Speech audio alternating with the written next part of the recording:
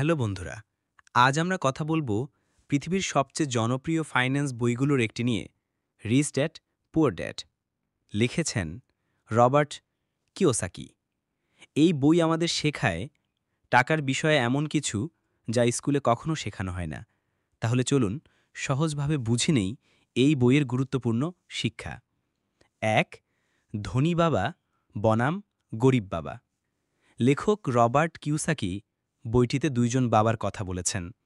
একজন ছিলেন তার নিজের বাবা, যাকে তিনি বলেন পুয়ার ড্যাড বা গরিব বাবা। আরেকজন ছিলেন তার বন্ধুর বাবা, যাকে তিনি বলেন রিচ ড্যাড বা ধনী বাবা।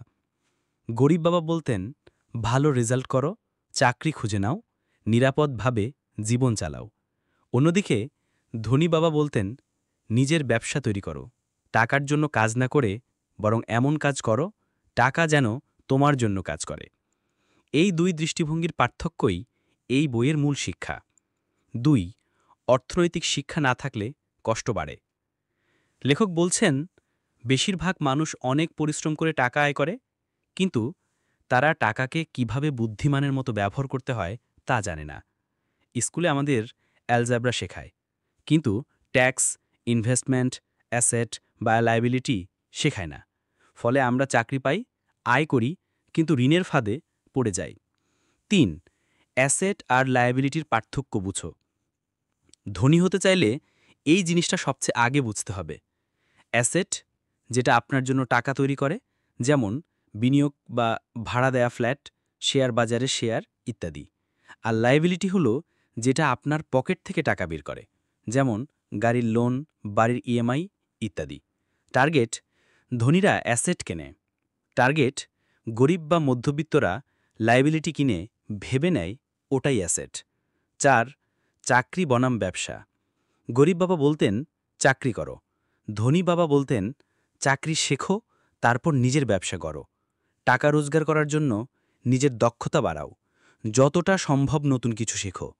সেলস, মার্কেটিং, ইনভেস্টমেন্ট, এমনকি রিয়েল এস্টেট, এগুলো সময়ের সাথে প্যাসিভ ইনকাম তৈরি করে। টার্গেট, ধনী মানুষরা অ্যাসেট তৈরি করে আর গরিবরা জীবনভর লায়াবিলিটির কিস্তি দেয়। ৫. ভয় আর লোভ আমাদের কন্ট্রোল করে। গরিব মানুষ ভয় পায় চাকরি না থাকলে চলবে না, আর ধনী মানুষ ভয়কে দেখে, বোঝে, কিন্তু তারপরেও সাহস করে এগিয়ে যায়।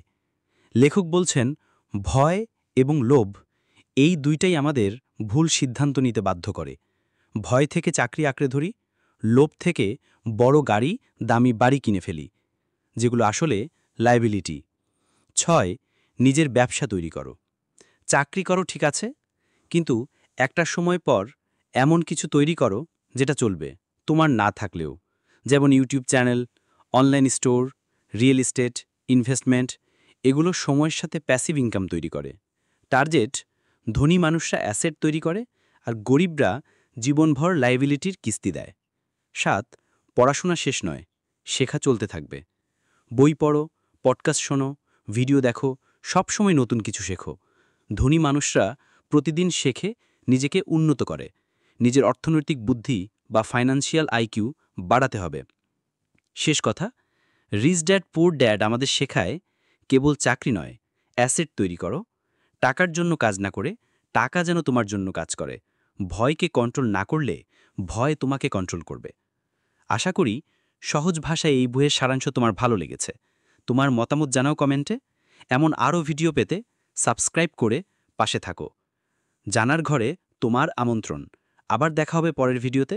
ধন্যবাদ।